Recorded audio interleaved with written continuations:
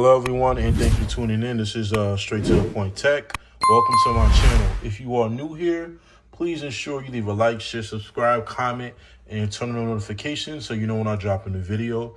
On this channel particularly, I review handheld gaming PCs as well as other various technologies, so I would definitely appreciate your support. For today's video, we are going to be talking about the Lenovo Legion Go. How is it working in 2026? Is it still worth it in 2026?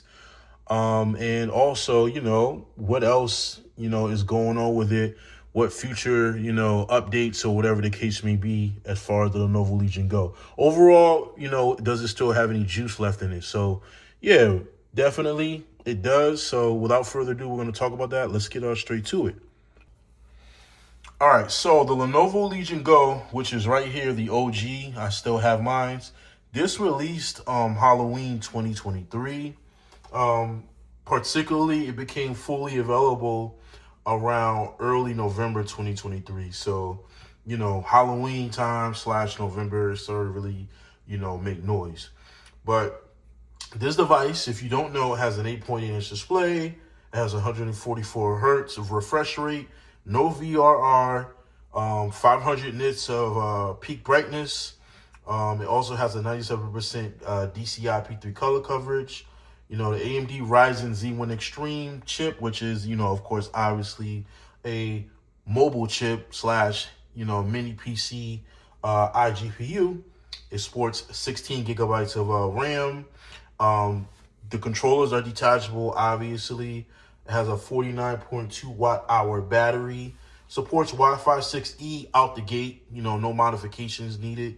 Micro SD card slot is on it as well.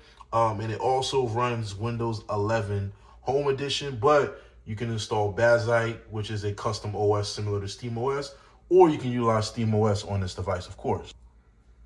Now, it weighs, 640 grams. So in hand, I would say about 3-4 pounds, I would say with both hands about 3-4 pounds. If you hit somebody in the head with this, they'll be injured. No pun intended. But as far as like this device goes, overall, it's been out for 3 years now and it's still getting updated. There was just recently a driver update for this device.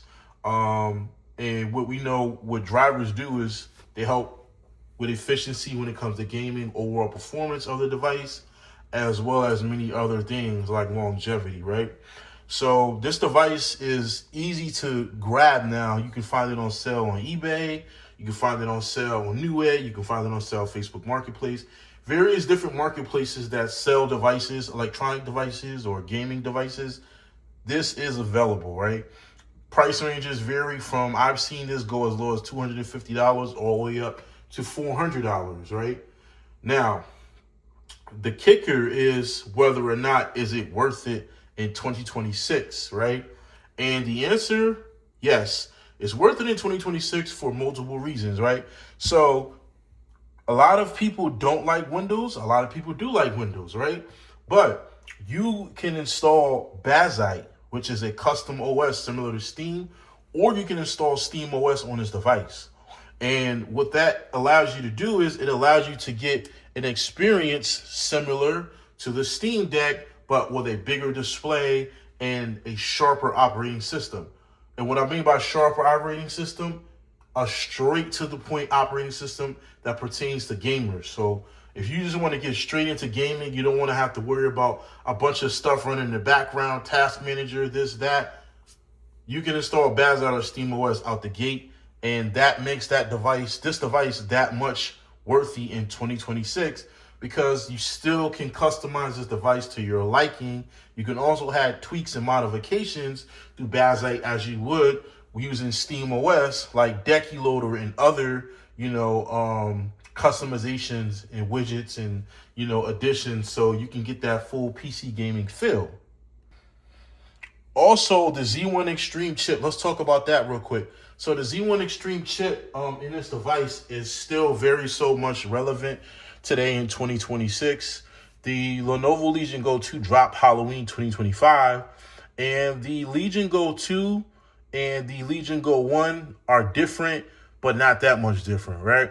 And I'm saying that because if you go watch my video on the Legion Go 2, the full unboxing and the review, the Legion Go 2 has an 8.8-inch display, but it's an OLED display with 32 gigabytes of RAM in the Z2E Extreme, which has some AI capabilities and supposedly a better battery life and, a couple of more Thunderbolt ports. I always say it wrong.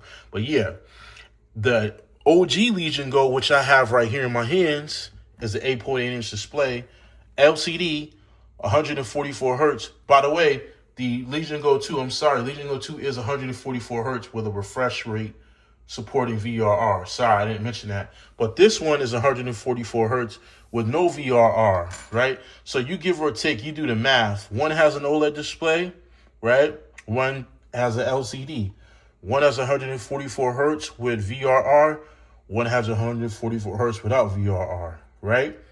But for the most part, on paper, right, the Z2E and the Z1E chip perform fairly the same. You get a 5% to maybe 8% jump in performance in certain games. And those games are like Red Dead Redemption 2. Now, it makes all the difference. Now, don't get me wrong, right? A 5 to 8% increase could mean that you can go from 43 frames per second and you can probably get 49 to 50 frames per second, which is fantastic, right? However, though, you have to ask yourself, is that 5 to 8% performance increase worth it? And are you going to be able to really see it in that many games, right? And that's not the case. Not many games are going to benefit from that 5 to 8 to 10% performance, simply because the Z2E still isn't strong enough on the Legion Go 2, right? So you're essentially paying for the bigger display. You're essentially paying for the OLED display, and that's really about it. Now, I'm not saying, right, if you have the budget and you would like to go and get the Legion Go 2 and spend $1,500, by all means, go do it. But I think that you're still going to be fine with the OG Legion Go, for all of the reasons that, I mentioned. You can also still do emulation on this, EmuDeck. There are tons of modified emulators, Dreamcast, Sega, NES, SNES, all that stuff. So it's like you're not really missing out performance-wise when it comes to a lot of games. It's not a significant jump. It doesn't have the raw performance or power second to GPD win, none of that, right? But this is still a very much capable device in 2026. So if you are in the market for a handheld gaming PC and you don't want to go the PC gaming route, budget is tight, but you want the experience, slap a, portable monitor. I have a portable monitor here by UPerfect.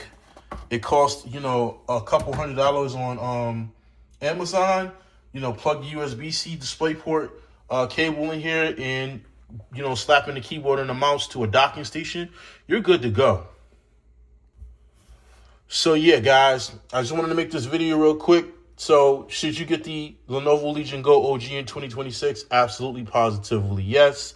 In conclusion, like I said, it's still a very much capable device. So you don't have to worry about losing that much performance over the Lenovo Legion Go 2. This is still a very much so capable device. So I hope you all, decide to make the decision on getting it. It's still a very great device. So again, I appreciate your support. This is Straight to the Point Tech checking out. Please leave a comment below on this video. Make sure you like, share, subscribe again, turn on notifications. I'm out. Peace.